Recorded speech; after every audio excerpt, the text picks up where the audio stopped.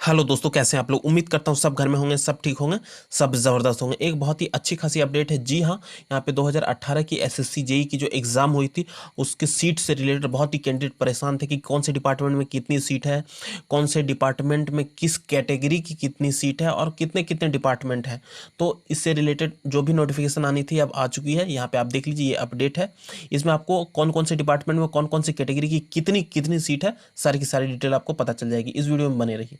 यहाँ पे आप देख लीजिए, final vacancy of junior engineer civil electrical mechanical and quantity surveying and contracts examination 2018, जो कि 2018 का एग्जामिनेशन हुआ था और आज की डेट में एज ऑन 11/9/2020 यानी 11 सितंबर 2020 की अपडेट है। यहाँ पे आप देख लीजिए कि पूरी ये जो तीनों ब्रांच की जो एग्जामिनेशन हुई थी, तीनों ब्रांचेस में यहाँ पे 11 डिपार्टमेंट थी, जिसमें कि बीआरओ आपका border road organization only for male candidate. जी हाँ, इसमें सिर्फ मेल कैंडिडेट है। अब बात करते हैं इसमें सिविल इंजीनियरिंग की कितनी वैकेंसी थी। तो एससी कैटेगरी में यहाँ पे 124 वैकेंसी थी, एसटी कैटेगरी में 62, ओबीसी में 224, ईडब्ल्यूएस में 83 और जनरल कैटेगरी में यहाँ पे 339 वैकेंसी थी, और जो कि टोटल 832 वैकेंसी, जो कि ह्यूज नंबर ऑफ वैकेंसी है। बहुत ही ज़्यादा वैकेंसी बीआरओ में यहाँ पे इस साल यहाँ पे थी।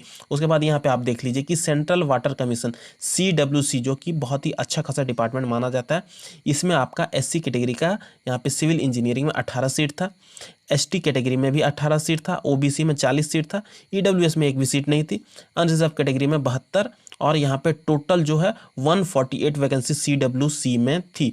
उसके बाद यहाँ पे आप देख लीजिए सीडब्ल्यूसी, जो कि ये सिविल वाली हो गई। अब मैकेनिकल की बात की जाए तो मैकेनिकल में 2 सीट थी, एससी कैटेगरी की, एसटी कैटेगरी की 2 सीट थी, ओबीसी की 4 सीट थी, और यहाँ पे आप देख लीजिए अनरिजर्व कैटेगरी की 8 सीट थी। टोटल वैकेंसी 16 हो गई। उसके बाद सीपीडब्ल्यूडी, जो कि ड्रीम डिपार्टमेंट होता है जूनियर इंजीनियर के लिए, जेई में जाइए, एई में जाइए, बहुत ही अच्छा खासा डिपार्टमेंट है, बहुत ही ड्रीम डिपार्टमेंट है। इसमें आपका सिविल इंजीनियरिंग की जो यहाँ पे सीट थी, एससी कैटेगरी में 43, यहाँ पे एसटी कैटेगरी में 21 और ओबीसी में 77, और अनरिजर्व कैटेगरी में जो कि जनरल कैटेगरी होती है उसमें 147 वैकेंसी थी, जो कि टोटल वैकेंसी यहाँ पे 288 हो जाती है।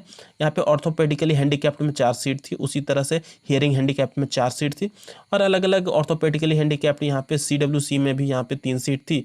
उसके बाद एचएच में भी 3 सीट थी। अब देखिएगा कि बीआरओ में पीएच के लिए कोई सीट नहीं है, तो जी हाँ, वहाँ पे बीआरओ में बॉर्डर रोड ऑर्गेनाइजेशन मिलिट्री से जुड़ी हुई रहती है, वहाँ पे थोड़ी सी वो लोग बॉर्डर पे काम करना होता है, तो वहाँ पे पीएच कैटेगरी वाले के लिए सीट नहीं रहता है।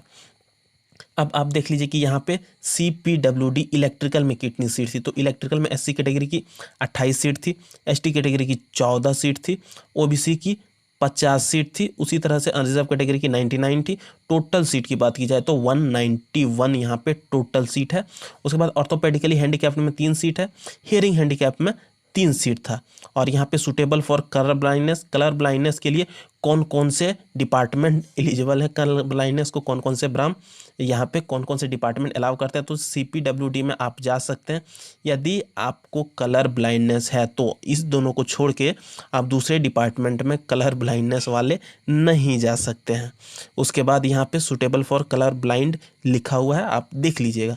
उसके बाद central water and power research station CWPRS junior engineer civil की यहाँ पे एसटी कैटेगरी की 1 सीट थी, ओबीसी की 1, और यहाँ पे अनरिजर्व की 1, टोटल 3 वैकेंसी हो गई। उसके बाद central water and power research station junior engineer mechanical की सीट की बात की जाए तो यहाँ पे अनरिजर्व कैटेगरी में सिर्फ 1 सीट, टोटल 1 सीट।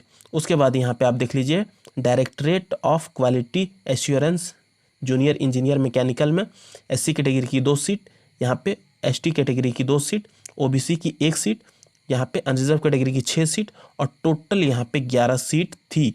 उसके बाद आप देख लीजिए directorate of quality assurance naval में जूनियर इंजीनियर इलेक्ट्रिकल के लिए एससी कैटेगरी में 2 सीट, एसटी कैटेगरी में भी 2 सीट, यहाँ पे ओबीसी में 2 सीट, ईडब्ल्यूएस में 1 भी सीट नहीं थी, और यहाँ पे अनरिजर्व कैटेगरी की 8 सीट थी, टोटल 14 सीट हो गई।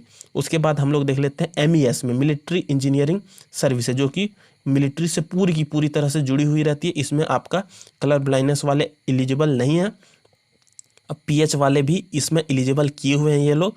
यहाँ पे 4 सीट है। उसके बाद हियरिंग ऑर्थोपेडिकली हैंडीकैप्ड का, हियरिंग हैंडीकैप्ड का 2 सीट है।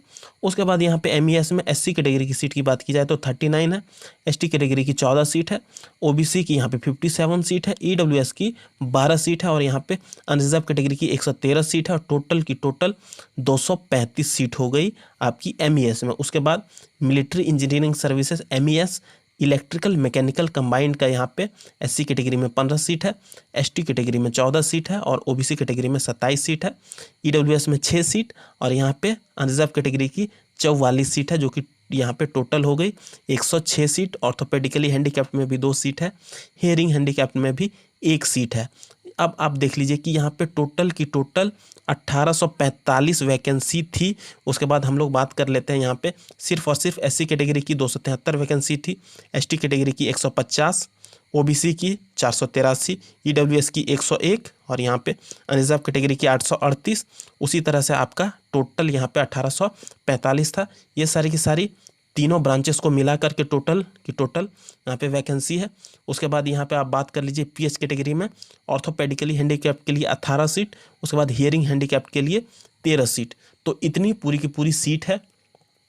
यदि आपने एग्ज़ाम दिया हुआ था तो आप देख लीजिए कि कितनी सीट थी। बहुत ही स्टूडेंट्स परेशान थे कि कौन से डिपार्टमेंट में कितनी कितनी सीट है। तो अब ये रिलीज़ हो चुकी है और इस साल भी कितनी वैकेंसी होने वाली है इस साल, उसके बारे में अभी तक पूरी की पूरी कंफर्मेशन नहीं आई है। तो अब आप देख लीजिए इस साल तो कम ही रहेगी। आई होप आप लोगों को वीडियो अच्छा लगा तो हमारे चैनल को लाइक शेयर सब्सक्राइब करने के साथ साथ बेल का बटन दबा दीजिए ताकि आने वाले समय में इससे रिलेटेड और भी कोई नोटिफिकेशन होती है तो आप तक जल्द से जल्द कन्वे किया जा सके। धन्यवाद। जय हिंद। वंदे मातरम।